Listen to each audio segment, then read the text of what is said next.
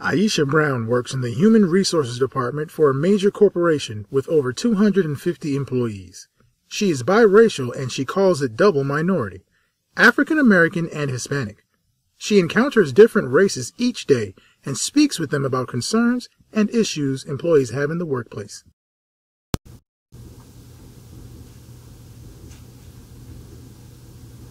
Well, Latinos have been through a lot of the same things that African Americans have been through. Slavery, things like that. We have a lot of cultural things alike. I think that we can learn from each other. You know, we have good food, very loving families, and we're family oriented. And we built a lot in the United States. We've been through the same things, such as, Jackie Robinson and Roberto Clemente, the first, African American Hispanic people to enter the major leagues. And it's very hard. It's difficult. We have to fight in schools to have African American history and Hispanic and Latino American history. So, it's things like that that makes us, able to learn from each other. Well, not all Latino Americans are Mexican.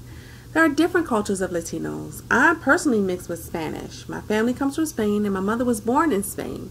So everyone assumes if you are a Latino that you are automatically Mexican. It's not a bad thing, it's just not all true. I went for about a year. Nope, no one in my family went to college.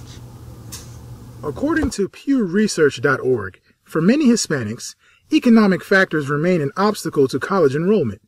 In a 2014 National Journal poll, 66% of Hispanics who got a job or entered the military directly after high school cited the need to help support their family as a reason for not enrolling in college, compared with 39% of whites. Well, in my personal situation, my mother's mother brought her to America from Spain. She didn't have the correct... She was always behind, so she was playing catch up. And my mother was raised in the 50s. They weren't afforded the same opportunities or chances as Americans were. Like, it was really hard to get scholarships and things for my mom. For me, I got pregnant and I dropped out. I wish I had stayed in. I'm not sure if I could say nowadays it's really that hard. There are so many different scholarships and things out there. You just gotta try and can keep trying. Don't give up. This one, approximately 50 to 100. I think 5. After Henderson and his students exhausted all possibilities of making change regarding inequality at the University of Oklahoma, they decided enough was enough. The students declared themselves independent of any document to which they do not consent and created the Black Declaration of Independence. What if minorities come together and do the same in the workplace? They can demand minorities in the role of the higher-ups. They can demand minorities in the Human Resources Department. They can demand equal qualifications for jobs, etc. You can imagine the growth and endless possibilities of advancement in careers. This, of course, would require the collaboration of minorities.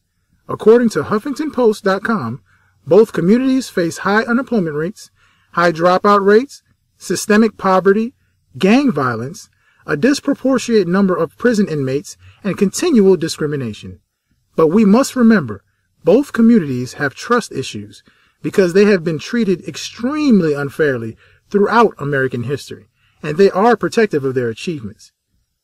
But if Black Lives Matter movement and immigration rights advocates could put their differences aside and realize the strength is in numbers, they could make magic. A bigger and brighter future could be had for all our children and our children's children.